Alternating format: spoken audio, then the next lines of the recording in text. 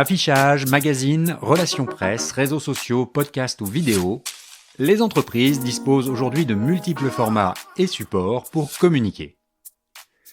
Parmi ceux-là, le livre occupe une place à part, comme nous l'explique Frédéric Coirier, PDG du groupe Poujoula, qui vient de réaliser un livre intitulé « En vol, la belle aventure d'une marque française ».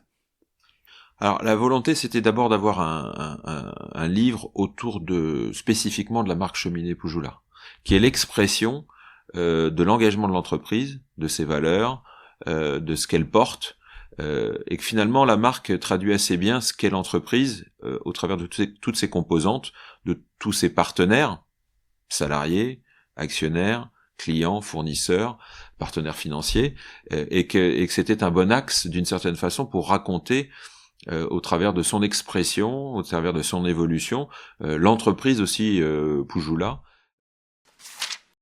À l'ère du digital, le livre constitue un moyen de communication différenciant et singulier pour communiquer sur une marque. Frédéric Coirier nous explique pourquoi.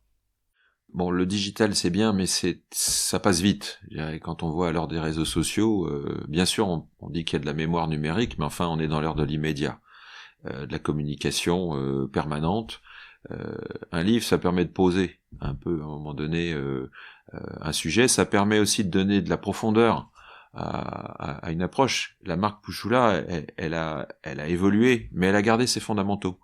Elle s'est transformée. Quand on regarde, le logo a changé de nombreuses fois, les moyens de l'expression de la marque ont évolué, même si très tôt on a été vers le consommateur par la presse. Aujourd'hui, il y a du digital, il y a de la télé, il y a eu du sponsoring, bref, la marque elle a connu une histoire très importante, et le livre, d'abord c'est un bel objet, ça marque un moment donné précis, la volonté aussi c'est de donner quelque chose que les gens vont garder, qu'il s'agisse de clients, encore une fois de salariés, c'est important aussi de marquer de temps en temps des étapes dans une histoire, et de pouvoir le faire au travers d'un livre qui va reprendre je dirais, les images, qui va reprendre les témoignages, qui va reprendre les grandes étapes de la marque. Vous l'aurez compris à travers ces propos, éditer un livre autour d'une marque ou d'une entreprise, c'est faire la part belle au temps long. Et réaliser un tel exercice, cela peut aussi être l'occasion de mettre en valeur de très belles histoires. Mais c'est un exercice intéressant, parce que il y a toujours de la cohérence dans l'histoire d'une entreprise, sinon elle n'aurait pas atteint un succès ou un développement. Après, on l'a pas toujours formalisé, ni construit, ni planifié, etc. Donc cet exercice, finalement, est assez formateur, parce qu'il oblige à revenir sur une histoire et à en voir les étapes, et parce que les ETI, c'est quand même des entreprises transgénérationnelles. Une ETI, en général, c'est 40 à 50 ans d'âge moyen. Donc vous avez des entreprises qui ont 150 ans, 200 ans, enfin, certaines ETI ont une dizaine de générations, d'autres n'en ont que 3. C'est des entreprises qui ont, pour beaucoup, sont industrielles, donc avec des histoires qui ont pu se transformer avec le temps, certaines activités qui ont commencé, qui ont changé.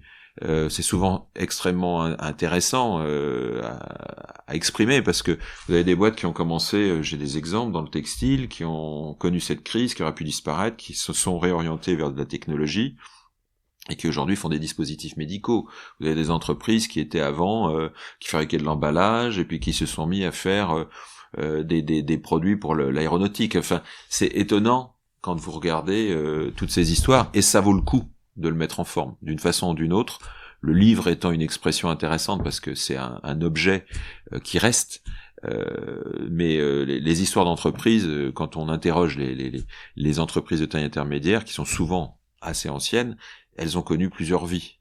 Elles ont connu des péripéties, certaines ont connu la guerre, certaines ont connu la destruction, certaines ont redémarré, enfin c'est extraordinaire de voir tout ça, et ça vaut le coup, évidemment, de l'exprimer d'une façon ou d'une autre. Le livre est un moyen très intéressant, encore une fois, parce que il permet de formaliser, il permet de donner un objet, et c'est un projet fédérateur pour l'entreprise, ça c'est sûr. Voilà, après, il y a pas une seule forme, mais c'est effectivement intéressant, et pour des groupes multisites, où du fait on partage pas forcément au quotidien exactement les mêmes choses, c'est aussi un moyen de redonner du liant à un ensemble, à un groupe, et ça peut être très très fédérateur.